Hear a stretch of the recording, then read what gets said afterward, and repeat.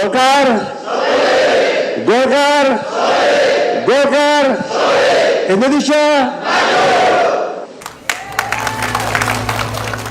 Golkar solid, Golkar solid. Eits, tunggu dulu. Apa arti semua ini? Kenapa soliditas Partai Golkar jadi hal yang paling penting saat ini? Apa yang sebenarnya sedang terjadi? Mari kita kupas tuntas. Ketua Dewan Kehormatan DPP Partai Golkar Abu Rizal Bakri kembali menegaskan sesuatu yang bisa jadi penentu masa depan politik Indonesia. Dalam Rakernas Partai Golkar yang digelar baru-baru ini, ia memberikan pesan yang tegas, soliditas adalah kunci untuk menjaga kejayaan Golkar di pemilu 2029. Bukan sekedar harapan kosong, ini adalah strategi matang. Kita tahu Partai Golkar adalah salah satu kekuatan politik terbesar di Indonesia. Perannya tidak bisa dianggap enteng. Bayangkan jika Partai Golkar tetap solid, bersatu dan terus berinovasi. Masa depan politik Indonesia bisa benar-benar berubah. Sejarah mencatat sejak reformasi, Golkar tetap bertahan sebagai salah satu partai politik paling berpengaruh. Bahkan di pemilu 2024, Golkar sukses menambah kursi legislatif. Jadi bagaimana langkah ke depan? Apa strategi yang harus dijalankan? Sebagai mantan Menko Perekonomian dan Menko Kesra di era Presiden SBY, Abu Rizal Bakri bukan sosok sembarangan. Ia paham betul bahwa untuk terus eksis, Golkar harus berkontribusi aktif dalam pemerintahan.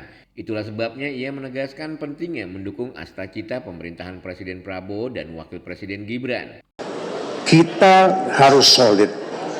Kita menjaga kehormatan dari Partai Golkar. Kita menjaga kesolidan daripada Partai Golkar untuk mendukung program-program astacita dari Bapak Prabowo Subianto dan Bapak Gibran yang telah dicanangkan untuk mencapai Indonesia Emas 2045. Astacita ini bukan sembarangan visi. Ini adalah roadmap besar menuju Indonesia Emas 2045. Dan disinilah peran Golkar menjadi krusial. Para kader diharapkan bukan hanya menjadi pengikut, tapi juga pemikir dan inovator. Golkar Institute hadir untuk mencetak pemimpin masa depan. Dengan keberadaan Gubernur Lemhanas yang merupakan kader Golkar, seharusnya partai ini bisa memberi kontribusi lebih besar untuk Indonesia. Tapi ada satu hal yang harus diperhatikan. Perbedaan pendapat dengan partai koalisi, hati-hati. Abu Rizal Bakri mengingatkan dalam politik, negosiasi adalah kunci.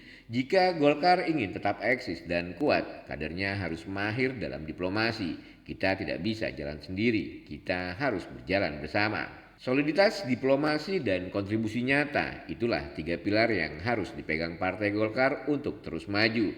Jadi gimana menurut kalian Golkarpedian? Apakah strategi ini cukup untuk membawa Golkar tetap berjaya di pemilu 2029 dan Indonesia Emas 2045? Tulis pendapat kalian di kolom komentar. Apakah Partai Golkar bisa mempertahankan posisinya atau justru menghadapi tantangan berat?